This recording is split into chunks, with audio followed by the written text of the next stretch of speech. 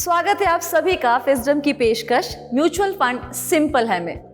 जब हमने मुंबई में काम शुरू किया तो हम अकेले रहते थे और न्यूज़ वाला काम था, तो ऑफिस का कोई टाइम फिक्स नहीं था। हम अधिकतर ऑफिस में ही खाना खाते थे। ऑफिस कैंटीन में जो खाना मिलता था उसको लेकर हमेशा एक शिकायत रहती थी। कोई भी सब्जी लो, सबका स्वाद एकदम एक जैसा, यहाँ तक कि नॉनवेज और वेज का टेस्ट भी एकदम एक समान। घर जैसा नहीं कि हर सब्जी का स्वाद अलग हो। इससे परेशान होकर पास के होटल से खाना मंगा कर देखा, लेकिन फिर भी वही परेशानी। तब पता चला कि वे हर चीज में ना एक ही मसाला डालते हैं। मसाला बना रहता है, सिर्फ ऑर्डर के हिसाब से सब्जी उसमें ऊपर से डाल दो और बन गया आपका खाना। 2017 के पहले म्यूचुअल फंड हाउस में भी कुछ ऐसा ही हाल था। फंड हाउस जिस तरह से स्कीम लॉन्च करते थे, उसे मैनेज करते थे, उसमें यूनिफॉर्मिटी नहीं थी।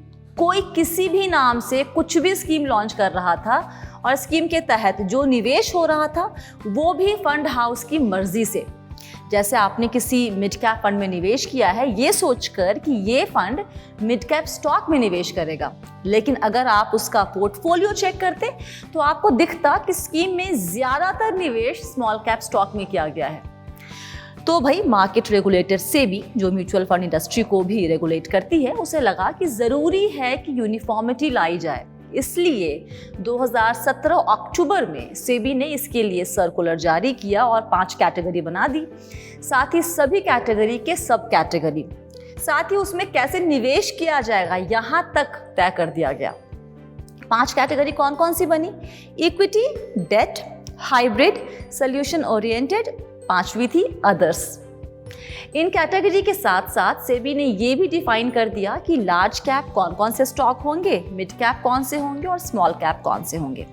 तो ऐसे मान लीजिए कि जैसे खाने के हिसाब से अलग अलग कैटेगरी होती है ना, Chinese, south Indian, Italian, Mughlai वगैरह वगैरह, वैसे ही सेबी ने 5 कैटेगरी तय कर दी।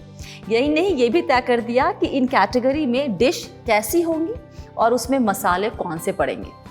जैसे 2017 में इक्विटी के तहत 10 सब कैटेगरी बनी और 2020 नवंबर में एक और फ्लेक्सी कैप भी इसमें ऐड कर दिया गया। तो अभी फंड हाउस इक्विटी में 11 कैटेगरी के तहत ही फंड लॉन्च कर सकते हैं। सबके नाम से ही आपको मालूम हो जाएगा कि उसमें मेन इंग्रेडिएंट यानी मसाला कौन सा है। इसी तरह से डेट में 16 सब कैटेगरी, हाइब्रिड में 6 और सोल्यूशन ओरिएंटेड और अदर्स में 2-2 सब कैटेगरी बनाई गई। इक्विटी में लार्ज, मिड और स्मॉल कैप के हिसाब से, सेक्टर्स के हिसाब से, थीम के हिसाब से, इन्वेस्टमेंट स्टाइल के हिसाब से अलग अलग ऑप्शन हैं। डेट में ड्यूरेशन, क्रेडिट रिस्क के हिसाब से विकल्प होता है। जैसे कि लिक्विड फंड में वैसी ही सिक्योरिटीज होंगी जिसकी मैच्योरिटी 91 डेज तक की होती है। मनी मार्केट फंड में इस तरह की सिक्योरिटीज में निवेश किया जाएगा जिसकी मैच्योरिटी 1 साल तक की होती है। क्रेडिट रिस्क फंड में कम रेटिंग वाले बॉन्ड्स में निवेश किया जाता है।